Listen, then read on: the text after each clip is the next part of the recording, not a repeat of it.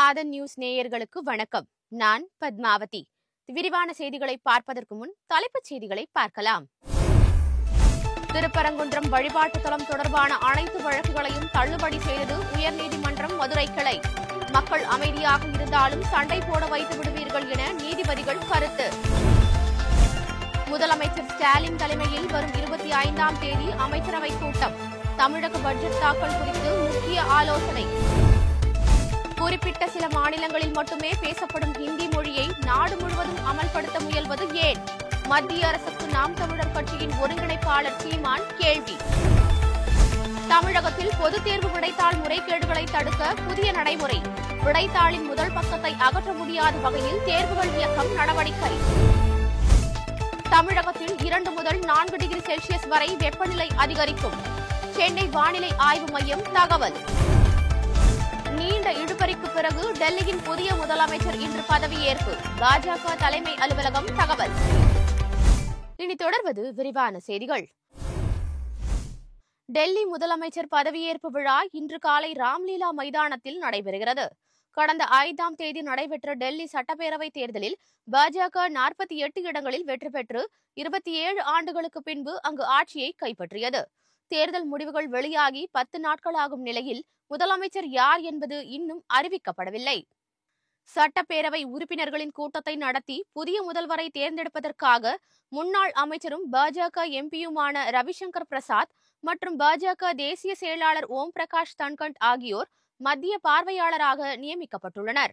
ராம்லீலா மைதானத்தில் இன்று நடைபெறும் முதலமைச்சர் பதவியேற்பு விழாவில் பிரதமர் மோடி, மத்திய அமைச்சர்கள், முக்கிய பிரமுகர்கள் கலந்து கொள்ள இருப்பதாக பாஜக தலைமை அலுவலகம் தெரிவித்துள்ளது. முதலமைச்சர் ஸ்டாலின் தலைமையில் வரும் 25ஆம் தேதி தமிழக அமைச்சரவை கூட்டம் நடைபெறவுள்ளது. அடுத்த மாதம் 14ஆம் தேதி மீண்டும் கூட இருக்கும் தமிழக சட்டசபை கூட்டத்தில் தமிழக பட்ஜெட் தாக்கல் செய்யப்படுகிறது. நிதிநிலை அறிக்கையை நிதியமைச்சர் தங்கம் தென்னரசு தாக்கல் செய்ய உள்ளார். வரும் 15ஆம் தேதி வேளாண் பட்ஜெட் தாக்கல் செய்யப்பட உள்ளது. இந்த நிலையில் முதலமைச்சர் மு.க.ஸ்டாலின் தலைமையில் வரும் 25ஆம் தேதி நடைபெறவுள்ள தமிழக அமைச்சரவை கூட்டத்தில் பட்ஜெட் குறித்து ஆலோசனை நடத்தப்படுவதோடு தமிழகத்தில் புதிதாக தொடங்கப்பட உள்ள திட்டங்கள் மற்றும் விரிவாக்கம் செய்யப்பட உள்ள தொழில்களுக்கு அமைச்சரவை கூட்டத்தில் ஒப்புதல் வழங்கப்படலாம் என தகவல்கள் வெளியாகியுள்ளது. குறிப்பிட்ட சில மாநிலங்களில் மட்டுமே பேசப்படும் ஹிந்தி மொழியை நாடு முழுவதும் அமல்படுத்த முயல்வது ஏன் என நாம் தமிழர் கட்சியின் ஒருங்கிணைப்பாளர் சீமான் கேள்வி எழுப்பியுள்ளார். ஹிந்தி பேசும் மாநிலங்கள் எந்த துறையிலும் வளர்ந்திருக்கின்றன என்று அவர் வினவியுள்ளார். மதுரையில் செய்தியாளரிடம் பேசிய சீமான், ஹிந்தி மொழியை ஏன், எதற்காக படிக்க வேண்டும் என்றும், ஹிந்தி படிப்பதற்கான கட்டாயம் இருக்கிறது என்றால் மொழி வாரியாக மாநிலங்கள் பிரிக்கப்படுவதற்கான அவசியம் என்ன இருக்கிறது என்றும் கேள்வி எழுப்பினார். வட இந்திய மக்களுக்கு எப்படி ஹிந்தி மொழி பெரிதோ அதுபோல் தங்களுக்கு தமிழ் மொழி என கூறிய அவர், தேவை என்றால் ஹிந்தி கற்றுக்கொள்வோம், ஆனால் திணிப்பு கூடாது என்றும் தெரிவித்தார். திருப்பரங்குன்றம் வழிபாட்டு தலம் தொடர்பான அனைத்து வழக்குகளையும் உச்சநீதிமன்ற மதுரை கிளை தள்ளுபடி செய்து உத்தரவிட்டுள்ளது. திருப்பரங்குன்றம் விவகாரம் தொடர்பாக கடந்த 2ஆம் தேதி ஹிந்து முன்னணி சார்பில் போராட்டம் நடத்துவதற்கு அனுமதி மறுத்து மாவட்ட ஆட்சியர் 144 தடை உத்தரவு பிறப்பித்து இருந்தார். இந்த தடை உத்தரவை ரத்து செய்ய கோரியும், திருப்பரங்குன்றம் மலைக்கு மத்திய போலீஸ் பாதுகாப்பு வழங்க உத்தரவிடக் கோரியும் திருப்பரங்குன்றம் சிக்கந்தர் பாதுஷா தர்கா குறித்து பல்வேறு மனுக்கள் தாக்கல் செய்யப்பட்டிருந்தன. இந்த வழக்குகள் அனைத்தும் விசாரணைக்கு வந்தபோது இந்த வழக்குகள் விசாரணைக்கு உகந்தது அல்ல என கூறி உச்சநீதிமன்ற உத்தரவை சுட்டிக்காட்டி தமிழக அரசு சார்பில் வாதிடப்பட்டது. இதனை பதிவு செய்து கொண்ட நீதிபதிகள், திருப்பரங்குன்றத்தில் மக்கள் அமைதியாக இருந்தாலும் போராட்டம் என்ற பெயரில் சண்டை போட வைத்து விடுவீர்கள் என கருத்து தெரிவித்தனர். இதுபோன்ற வழக்குகளை ஏன் தாக்கல் செய்கிறீர்கள் என கேள்வி எழுப்பிய நீதிபதிகள் திருப்பரங்குன்றம் வழிபாட்டு தலம் தொடர்பான வழக்குகள் அனைத்தையும் தள்ளுபடி செய்து உத்தரவிட்டனர். மத்திய பாஜக அரசின் மும்மொழி கொள்கையை எதிர்த்து சென்னையில் மாநில கல்லூரி மாணவர்கள் போராட்டத்தில் ஈடுபட்டனர். வகுப்புகளை புறக்கணித்துவிட்டு ஒன்று திரண்ட மாணவர்கள் மத்திய அரசுக்கு எதிராகவும் மத்திய கல்வித்துறை அமைச்சருக்கு எதிராகவும் கண்டன கோஷங்களை எழுப்பினார்கள். மும்மொழி கொள்கையை ஏற்காத தமிழகத்திற்கு கல்வி உதவித்தொகை வழங்க முடியாது என கூறிய மத்திய அரசு அதிகாரத்திமிரோடு நடந்து கொள்வதாக மாணவர்கள் அப்போது குற்றம் சாட்டினார்கள். இதேபோல் UGC வரைமுறையில் மாற்றங்கள் கொண்டு வரப்பட்டதற்கும் மாணவர்கள் எதிர்ப்பு தெரிவித்தனர். தமிழகத்திற்கான கல்வி நிதியை உடனடியாக வழங்க வேண்டும் என்றும் தமிழக மாணவர்களின் எதிர்கால வாழ்வை சீரழிக்க வேண்டாம் என்றும் அவர்கள் மத்திய அரசை கேட்டுக்கொண்டனர். பெயர் ஈஸ்வரமூர்த்தி, இளங்கலை ஆங்கிலத்துறை 3ஆம் ஆண்டு, தலைவர் தமிழ் மாணவர் மன்றம், மாநில கல்லூரி, சென்னை. தொடர்ந்து ஒன்றிய அரசு இந்தியை திணிக்கின்ற நோக்கில் தொடர்ந்து செயல்பட்டு கொண்டிருக்கிறது. இது பல ஆண்டுகளாக நடைபெறும் போராட்டம்தான். இந்தியை எப்படியாவது தமிழ்நாட்டில் திணித்து விட வேண்டும் என்று பாஜகவும் ஒன்றியத்திலாலும் அரசுகளும் செயல்பட்டு வருகிறது. அதை பெரியார் இட்ட நெருப்பிலும் அண்ணா வகுத்த இருமொழி கொள்கை கொண்டும் கலைஞர் கட்டி காத்த கொள்கை வழியிலும் பண்படுத்தப்பட்ட மண் தமிழ்நாடு. இங்கு ஒருபோதும் இந்தியை நாங்கள் அனுமதிக்க விடமாட்டோம். மீண்டும் மீண்டும் ஒன்றிய பாஜக அரசு இந்தியை திணிக்க முற்பட்டாலோ, தேசிய கல்விக் கொள்கையை திணிக்க முற்பட்டாலோ தமிழ்நாட்டு மக்களும் மாணவர்களும் வெகு குண்டெழுந்து மாபெரும் போராட்டத்தை முன்னெடுப்பார்கள். பாஜகவை அடிப்பணிய வைப்பார்கள் என்று தருணத்தில் கேட்டுக்கொள்கிறோம். மாணவர்கள் இதை பார்த்துக்கொண்டு நாங்கள் அமைதியாக இருக்க மாட்டோம். தமிழ்நாட்டு முதலமைச்சர் அவர்களுக்கு துணையாக மாணவர்கள் நாங்கள் எப்போதும் களமாடுவோம். மாண்புமிகு தமிழ்நாடு முதலமைச்சர் அவர்கள் எவ்வளவு நிதி நெருக்கடிகள் இருந்தாலும், நிதி சுமைகள் இருந்தாலும், கடந்த ஆட்சியினால் எவ்வளவு நிதி நெருக்கடிகள் ஏற்பட்டு இருந்தாலும், ஒன்றிய அரசு நிதியை தராமல் புறக்கணித்தாலும் வஞ்சித்தாலும் தனது மாநில நிதியினை கொண்டு புதுமை பெண் திட்டம், தமிழ் புதல்வன் திட்டம், நான் முதல்வன் திட்டம், பள்ளி குழந்தைகளுக்கு காலை உணவு திட்டம் என்ற எண்ணற்ற திட்டங்களை வழங்கி பள்ளி கல்லூரிகளில் இடைநின்றல் கூடாது, மாணவர்கள் கல்வியில் சிறப்பு பெற்று சமூக விடுதலை பெற வேண்டும் என்கின்ற நோக்கில் தமிழ்நாடு முதலமைச்சர்கள் செயல்பட்டு வருகிறார். தமிழ்நாட்டு முதலமைச்சர்களை அப்பா என்று அழைத்தால் இங்கு பலருக்கு குத்துகிறது. நாங்கள் மீண்டும் மீண்டும் சொல்கிறோம், எங்கள் அப்பா மாண்புமிகு முத்துவேல் கருணாநிதி ஸ்டாலின் அவர்களுக்கு தருணத்தில் நாங்கள் நன்றியினை தெரிவித்துக் கொள்கிறோம். எந்த நிலை வந்தாலும் எங்களை காக்கும் எங்கள் காவல் அரண், தமிழ்நாட்டின் அரண், காப்பாளர் எங்கள் தந்தை அப்பா முத்துவேல் கருணாநிதி ஸ்டாலின் அவர்களுக்கு தருணத்தில் நாங்கள் நன்றியினை தெரிவித்துக் கொள்கிறோம்.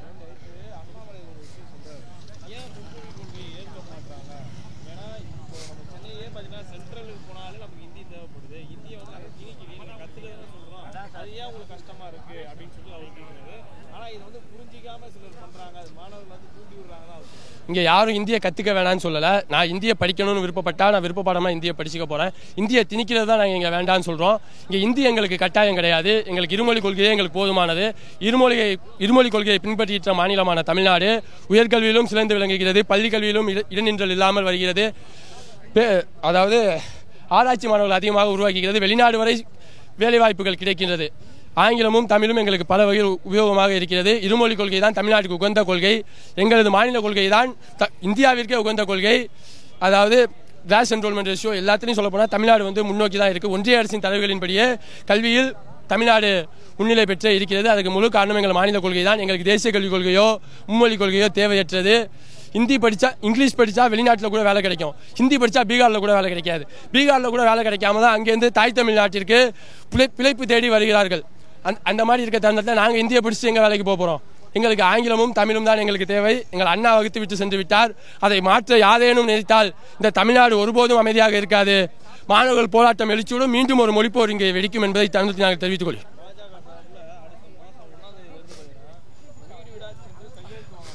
அவர் எங்கள் வீட்டுக்கு வரட்டும். இப்போ மாநில கல்லூரியை பார்த்துங்க. மாண்புமிகு அண்ணாமலை அவர்களே, மாநில கல்லூரி மாணவர்கள் யாரும் ஒருபோதும் இந்தி மொழியை ஏற்றுக்கொள்வோம் என்று கையொப்பம் இடவே மாட்டார்கள். அதாவது மொழிப்போருக்கு வித்திட்ட சென்னையில் வித்திட்ட மாநில கல்லூரிகளிலே மாநில கல்லூரியும் பச்சையப்பன் கல்லூரியும் நந்தனம் கல்லூரி போன்ற எண்ணற்ற கல்லூரிகள் தங்கள் பங்களிப்பு திறம்பட செலுத்தியுள்ளது. தமிழ்நாட்டில் ஏன் உலக அளவில் எந்த ஒரு அநீதி இழைக்கப்பட்டாலும் மாநில கல்லூரி மாணவர்கள் முதல் ஆளாக களத்திற்கு வந்து போராடுவார்கள் என்பது வரலாறு. அந்த வகையில் நாங்கள் இருக்கின்ற மாணவர்கள் கூட இந்தியை ஏற்றுக்கொள்ள மாட்டோம். வேறு எந்த மாணவர்கள் இந்தியை ஏற்றுப்பாங்கன்னு தெரியல. அண்ணாமலை லண்டனுக்கு போய் படிச்சுட்டு வந்தார். என்ன படிச்சுட்டு வந்தாலும் சாட்டை அடிச்சுக்கிட்டாரு. இப்போ போய் கையெழுத்து வாங்க போகிறாரு. இவர்கிட்ட யாரும் ஆட்டோகிராஃப் வாங்குற மாதிரி செயல்படுவான்னு பார்த்தா இவர் போய் எல்லாத்தையும் ஆட்டோகிராஃப் வாங்குற நிலையில தான் இருக்கிறாரு. அதே மாதிரி வாயை திறந்தாலே கல்வி அமைச்சரோட பையன் பிரெஞ்சு படிக்கிறாருங்கிறாரு. அவர் இப்போ தமிழ் தான் படிச்சுட்டு இருக்காருன்னு அமைச்சர் நேற்று பேட்டி அளித்திருக்கிறாரு. இது மாதிரி தொடர்ந்து என்னென்னலாம் அவதூறு பார்க்க முடியுமோ பொய்யை மட்டுமே பேசிக்கிட்டு சீமானும் அண்ணாமலையும் ஒரே மாதிரி தான் இருக்கிறாங்க. ரெண்டு பேரும் சங்கி கூட்டம் தான், RSS அடிமைகள் தான் அவங்க.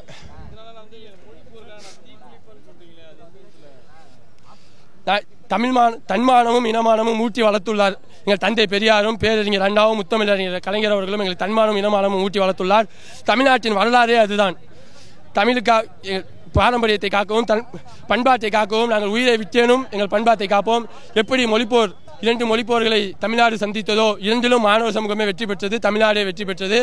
எப்படி ஜல்லிக்கட்டில் மாணவர்கள் ஒன்று திரண்டு போராடினார்களோ அதுபோல் மீண்டும் இந்தி மொழிக்காகவும் இந்தி மொழியை திணிப்பை எதிர்த்தும் எங்கள் கல்வி உரிமைக்காகவும் எங்கள் மாநில உரிமைக்காகவும் நாங்கள் மாபெரும் போராட்டத்தை முன்னெடுப்போம்.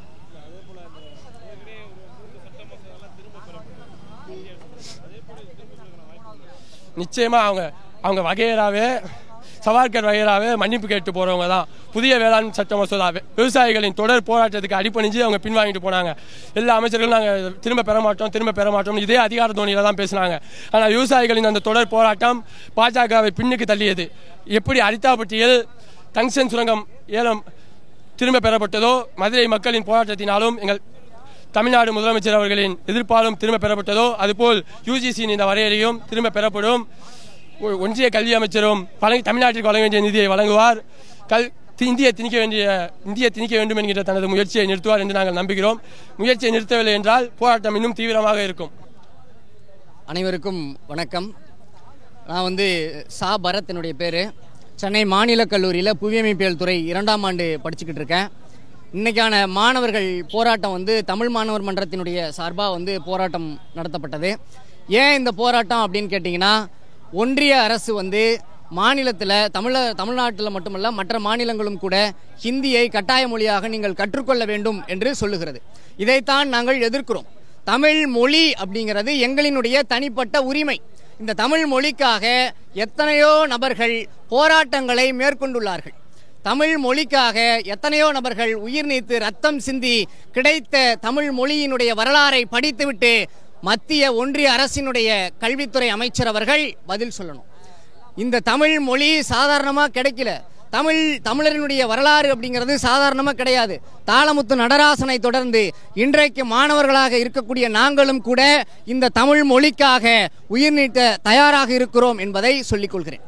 நான் கேட்குறேன், கேந்திரிய வித்யாலய பள்ளிகள் தமிழகத்தில் 48 பள்ளிகளுக்கு பக்கமாக இருக்கு. ஆனால் இந்த 48 பள்ளிகளிலும் ஏன் தமிழ் மொழியானது கட்டாய மொழியாக்கப்படவில்லை? ஏன் தமிழாசிரியர்கள் அங்கே இல்லை அப்படிங்கிறதுக்கு 2 நாளைக்கு முன்னாடி பிஜேபியினுடைய மாநில தலைவர் திரு அண்ணாமலை அவர்கள் சொல்லியிருந்தார் இல்லையா, தமிழ் மொழி இந்த தமிழ்நாட்டில் ஹிந்தி கற்கக்கூடாது, அதாவது ஹிந்தி மொழியை தமிழ்நாட்டில் கற்கக்கூடாது அப்படின்னு சொல்லியிருந்தார் இல்லையா, தமிழ்நாடு அரசு தடுக்குது அப்படின்னு சொல்லி அண்ணாமலை அவர்கள் சொல்லியிருந்தாங்க. நான் அவங்கள பார்த்து கேட்குறேன், ஏன் கேந்திரிய வித்யாலய பள்ளிகளில் தமிழ் மொழியை கட்டாய மொழியாக்கப்படவில்லை? இதுக்கான பதில் விரைவில் கிடைக்கும் நான் நம்புகிறோம். நான் மட்டும் கேட்கல, ஒட்டுமொத்த தமிழ்நாட்டினுடைய மாணவர்களினுடைய குரலாகத்தான் நாங்கள் கேட்குறோம். இன்றைக்கி மாநில கல்லூரியில் அதற்கான முதற்கட்ட போராட்டம் தொடங்குனுச்சு. இந்த போராட்டம் இதோடு மட்டும் நிற்காது. மத்திய அரசு இந்த கல்விக் கொள்கையை திரும்ப பெறாவிட்டால் இதை நாங்கள் திணித்தே ஆகுவோம் என்று சொன்னால், உண்மையிலேயே சொல்கிறோம், நாளை தமிழகத்தில் உள்ள அத்துணை பள்ளி கல்லூரியில் உள்ள அத்துணை மாணவர்களும் வகுப்பை புறக்கணித்துவிட்டு போராட்டம் நடத்துவோம் என்று சொல்லி இந்த பிஜேபியினுடைய சனாதனத்தை நாங்கள் வேறறுக்க தயாராக இருக்கிறோம். அண்ணா வழியில் என்றைக்கும் அயராது உழைத்து கொண்டே இருப்போம். நாங்கள் ஹிந்தி திணிப்பை என்றைக்கும் எதிர்ப்போம் என்று சொல்லி விடைபெறுகிறேன். நன்றி.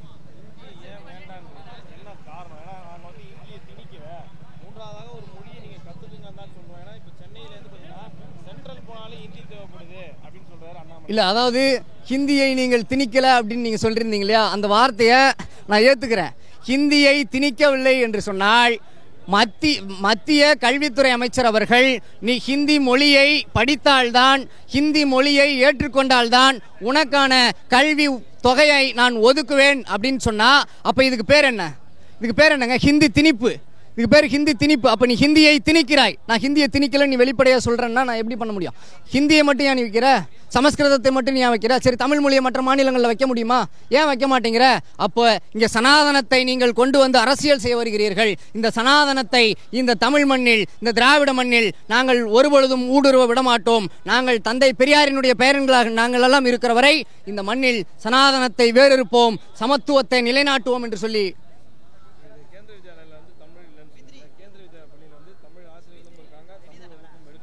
சரி, ப்ரூஃப் காட்ட சொல்லுங்க. இல்லை, கிடையவே கிடையாது. கிட்டத்தட்ட 48 பள்ளிகள் இருக்கு. 48 பள்ளிகள்லாம் ஆய்வு பண்ணிட்டு வந்து சொல்ல சொல்லுங்க. ஒரு பள்ளியில கூட தமிழாசிரியர்கள் நீங்க வேணா ஏன் தமிழாசிரியர்கள் இல்லை அப்படின்னு கேட்பாங்கிறதுக்கோசரம் ஒரு சிலர் போட்டு வச்சிருக்கலாம். ஆனால் தமிழாசிரியர்கள் அங்கே இருக்காங்களான்னா அதிகமாக கிடையாது. தமிழ் மாணவர்கள் தமிழின் வழியில் அவர்களுக்கு கல்வி சொல்லிக் கொடுக்கப்படுதானா கிடையாது. ஏதோ என் புருஷனுக்கு கச்சேரிக்கு போறான்ற மாதிரி அதில் பண்ணி வச்சிருக்காங்க, அவ்வளோதான். மற்றபடியில் எதுவும் கிடையாது. அதுக்கு ஃபர்ஸ்ட் இவங்க இந்த பிஜேபி அரசு இருக்குல்ல, ரெடின்னா திட்டத்தை கொண்டு வர வேண்டியதானே. தமிழை நான் சொல்கிறேன், மகாராஷ்டிரா மாநிலமாக இருக்கட்டும் அல்லது மற்ற மாநிலமாக இருக்கட்டும், அந்த மாநிலங்களில் நீ இந்தியை இங்கே கட்டாயமாக்குறல, அது மாதிரி தமிழ் மொழியை கட்டாயமாக்கிட்டு அப்புறம் சொல்லுங்கள். தமிழாசிரியர் அனுப்பலைன்னா அப்புறம் கேளுங்கன்னு நான் கேட்குறேன். இல்லை, அப்போ முதலமைச்சர்கிட்ட தான் நீங்கள் அந்த கேள்வி கேட்கணும்.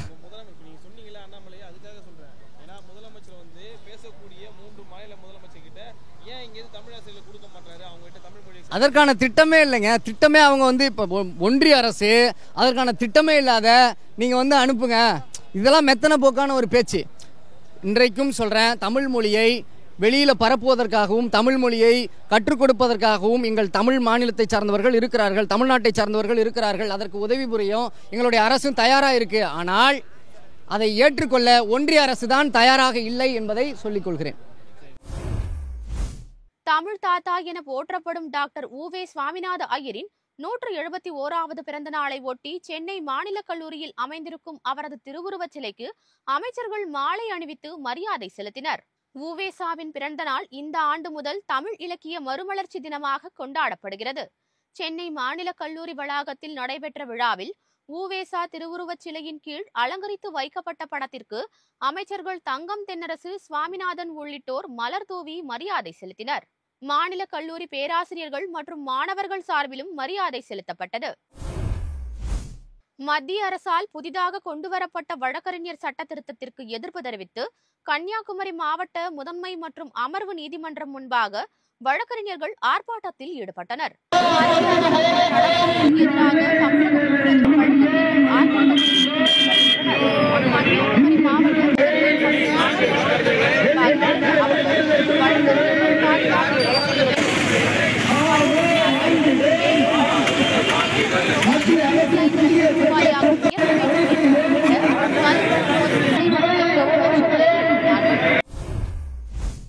மத்திய அரசிடம் எந்த நிலையிலும் கல்வி நிதி பெறும் உரிமையை விட்டுக் கொடுக்க மாட்டோம் என துணை முதலமைச்சர் உதயநிதி திட்டவட்டமாக தெரிவித்துள்ளார்.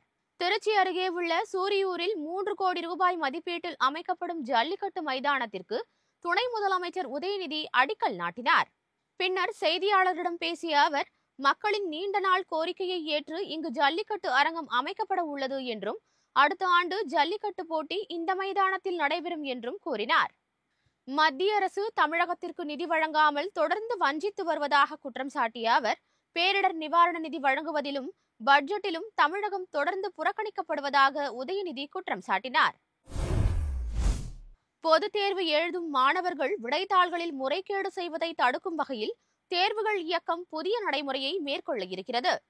தமிழகத்தில் அடுத்த மாதம் நடைபெறவுள்ள பொதுத் தேர்வுக்காக ஒவ்வொரு மாவட்டத்திலும் மையம் அமைக்கப்பட்டு தேர்வுகள் இயக்கத்தின் கண்காணிப்பில் நேரடியாக விடைத்தாளின் முதல் பக்கம் இணைக்கப்படும்.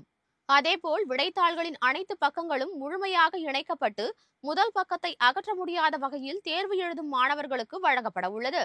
கடந்த 2023ஆம் ஆண்டு நடைபெற்ற +2 பொதுத் தேர்வில் மதுரையில் உள்ள பள்ளியில் மாணவரின் விடைத்தாளின் முதல் பக்கத்தை அகற்றி வேறு விடைத்தாளுடன் இணைத்து முறைகேடு நடைபெற்றது கண்டுபிடிக்கப்பட்டது. சென்னை மதுரை வாயில் அருகே வீடுகள் முன்பு கோலமிட்டு நூதன முறையில் பொதுமக்கள் மும்மொழிக் கொள்கைக்கு தங்களது எதிர்ப்பை வெளிப்படுத்தினர். மத்திய அரசின் மும்மொழிக் கொள்கையை ஏற்க முடியாது என தமிழக அரசு எதிர்ப்பு தெரிவித்து வருகிறது. மும்மொழிக் கொள்கையை கண்டித்து சென்னையில் திமுக கூட்டணி கட்சிகள் இணைந்து ஹிந்தி திணிப்புக்கு எதிராக பல்வேறு இயக்கங்களை நடத்தி வருகின்றன. அதன் ஒரு பகுதியாக சென்னை மதுரை வாயில் அருகே ஐயம்பாக்கம் ஊராட்சியில் ஹவுசிங் போர்டு பகுதியில் உள்ள மகளிர் குழுவினர் மற்றும் இல்லத்தரசிகள் தங்களது வீடுகள் முன்பு கோலமிட்டு மும்மொழிக் கொள்கைக்கு எதிர்ப்பை தெரிவித்தனர். ஹிந்தியை திணிக்காதே, மீண்டும் மொழிப்போரை தூண்டாதே என்றும் தமிழ்நாட்டிற்கு மும்மொழிக் கொள்கை வேண்டாம் என்றும் வாசல்தோறும் கோலம் வடிவில் வாசகங்களை குறிப்பிட்டு தங்களது எதிர்ப்பை பதிவு செய்தனர். கடலூர் மாவட்டம் விருதாச்சலத்தில் நடைபெற்ற மாற்றுத்திறனாளிகளுக்கான சிறப்பு முகாமில் போதிய அடிப்படை வசதிகள் இல்லாததால் ஆயிரக்கணக்கான மாற்றுத்திறனாளிகள் கடும் அவதிக்கு ஆளாகினர். விருதாச்சலம் அரசு ஆண்கள் மேல்நிலைப் பள்ளியில் மாவட்ட நிர்வாகம் மற்றும் தனியார் NGO மூலம் மாற்றுத்திறனாளிகளுக்கான சிறப்பு முகாம் நடைபெற்றது. இந்த முகாமுக்கு புவனகிரி, சிதம்பரம், நெய்வேலி, திட்டக்குடி, வேப்பூர் உள்ளிட்ட பகுதிகளில் இருந்து ஆயிரக்கணக்கான மாற்றுத்திறனாளிகள் வருகை தந்தனர். ஆனால் போதிய திட்டமிடல் இல்லாததால் குடிநீர், கழிப்பறை இருக்கை வசதி என எவ்வித அடிப்படை வசதியும் இல்லாமல் இந்த முகாம் நடத்தப்பட்டது. இதனால் மாற்றுத்திறனாளிகள் கடும் அவதிக்கு ஆளாகினர். தனித்தனி வட்டங்களாக சிறப்பு முகாம் நடத்தப்பட வேண்டும் என முகாமுக்கு வந்த மாற்றுத்திறனாளிகள் அரசுக்கு வேண்டுகோள் விடுத்தனர். தமிழகத்தில் அடுத்த வாரம் வரை வெப்பநிலை அதிகரிக்கக்கூடும் என வானிலை ஆய்வு மையம் தெரிவித்துள்ளது. சென்னை வானிலை ஆய்வு மையம் வெளியிட்டுள்ள செய்திக்குறிப்பில், தமிழகத்தில் வரும் 23ஆம் தேதி வரை ஒரு சில இடங்களில் அதிகபட்ச வெப்பநிலை இயல்பை விட 2 முதல் 4 டிகிரி செல்சியஸ் வரை அதிகமாக இருக்கக்கூடும் என்றும், அதிகாலை வேளையில் லேசான பனிமூட்டம் காணப்படும் என்றும் கூறப்பட்டுள்ளது. சென்னையில் காலை வேளையில் லேசான பனிமூட்டம் காணப்படும் என்றும், அதிகபட்ச வெப்பநிலை 33 டிகிரி செல்சியஸை ஒட்டி இருக்கக்கூடும் என்றும் வானிலை ஆய்வு மையம் தெரிவித்துள்ளது. இத்துடன் இந்த செய்தியறிக்கை நிறைவடைகின்றன. வணக்கம்.